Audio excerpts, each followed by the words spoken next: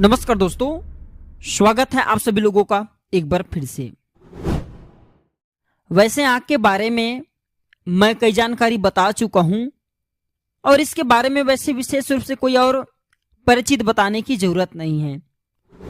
जो आँख के पौधा हैं ये आयुर्वेद की दृष्टि से, तंत्र की दृष्टि से और अध्यात्म की दृष्टि से बहुत ही उत्तम पौधा कहे गए हैं। ऐसा क्यों कहे गए हैं?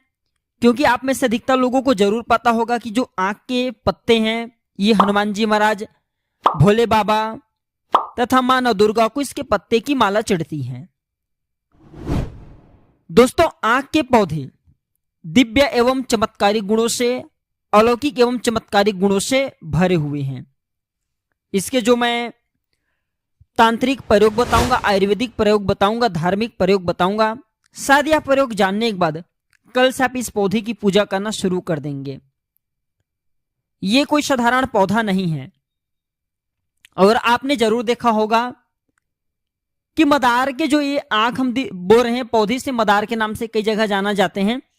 तो इसके जो जड़ होते हैं इसके भगवान गणेश जी की आकृति बनाए जाते हैं। 11 वर्ष पुराने जो आंख के पौधा हो जाते हैं, तो कभी कभी कई तांत्रिक ग्रंथों में लिखे कि 23 वर्ष पुराने, 11 से 23 वर्ष पुराने जो इसके पौधे की जो जड़ होती है भगवान गणेश जी की शुंड के समान आकृति ले लेते हैं और बिल्कुल ही भगवान गणेश जी की स्वरूप धारण कर लेते हैं। ऐसा माना जाता है प्राचीन समय में लोग मदार के ही, अर्थात जो आप आंख के पौधा देख रहे हैं इसके ही जड़ से गणेश जी का आकृति बनाते थे और मंत्रों से सिद्ध करके अपने थैला पे रखते थे। और ऐसा माना जाता है उस थैला पे कितने भी अन्न धन या फिर कुछ भी सामग्री को रख ले वहां पे फिर कभी खंगता नहीं है। अन्न धन का भंडार जितना निकालो उतना ही स्वतः ही बढ़ जाता था। ये सब प्राचीन समय में होते थे। तो दोस्तों, जो सफेद आंख हैं ये भी बहुत ही चमत्कारी गुणों से भरे होते हैं। वैसे तो मदार के पौधे, सफेद आंख के पौधे, ये फिर नॉर्मल जो आंख के पौधे हैं ये बहुत ही दिव्य गुणों से भरे होते हैं। आप हमें कमेंट सेक्शन में जरूर बताना कि जो ये आंख के पौधे हैं इसे आपके यहाँ किस नाम से जाना जाता है और कौन सी राज्य से आप हमारे वीडियो को देख रहे हैं। और हाँ, कमेंट बॉक्स में जय हिंद, जय आयुर्वेद लिखना ना भूलना, क्योंकि हमें गर्व होना चाहिए कि इस प्रकार के पेड़ पौधे आज भी हमारे भारत भूमि में, हमारे घरों के आसपास में मिल जाते हैं, जो कि दिव्य एवं चमत्कारी गुणों से भरे हुए हैं और ये अनेक प्रकार की बीमारी को ठीक करते हैं। तंत्र में इसका प्रयोग होता ही होता है, आयुर्वेद में सबसे ज्यादा इसका प्रयोग होता है दोस्तों। तो चलिए इसके मैं दिव्य एवं चमत्कारिक प्रयोग को बता दूं। इससे पहले आपने अभी तक वीडियो को लाइक नहीं किए तो वीडियो को लाइक कर चैनल को सब्सक्राइब जरूर कर लेना। तो दोस्तों, इसके जड़ पर ऐसा माना जाता है 16 वर्ष पुराने आंख के पौधे की जड़ पर साक्षात नागदेव का वास होता है एवं 16 वर्ष पुराने आंख दूध के पौधे की जड़ पर पैतृक धन, गड़ा धन छुपा होता है।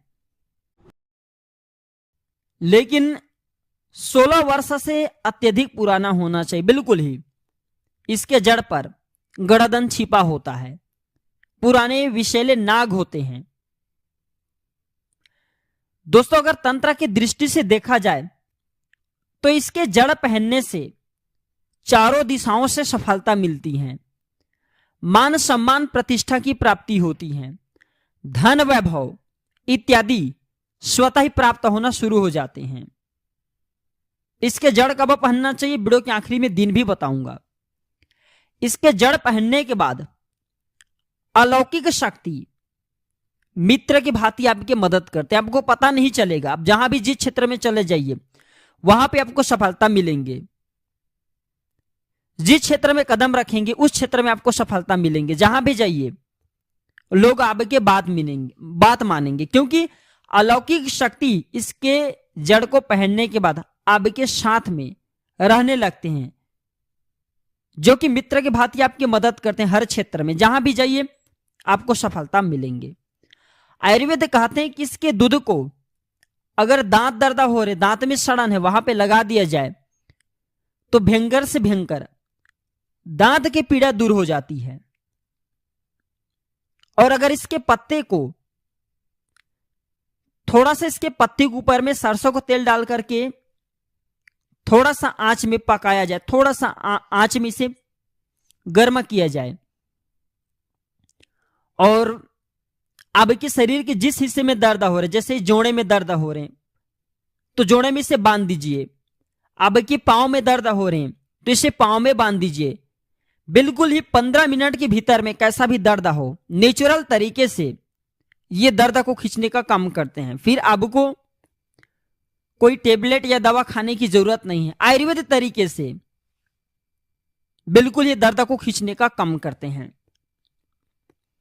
दोस्तों इसके जड़ वशीकरण का भी काम करते, ध्यान से सुनिएगा।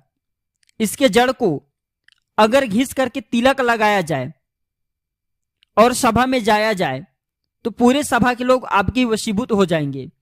या फिर इसके जड़ का तिलक लगा करके जिसे वश में करना हो उसके पास में जाया जाए तो बिल्कुल ही इनके प्रभाव से वह वशीभूत हो जाते हैं। दोस्तों इसके पत्ते इच्छा पूर्ति करने का काम करते हैं। किस प्रकार से, ध्यान से सुनिएगा।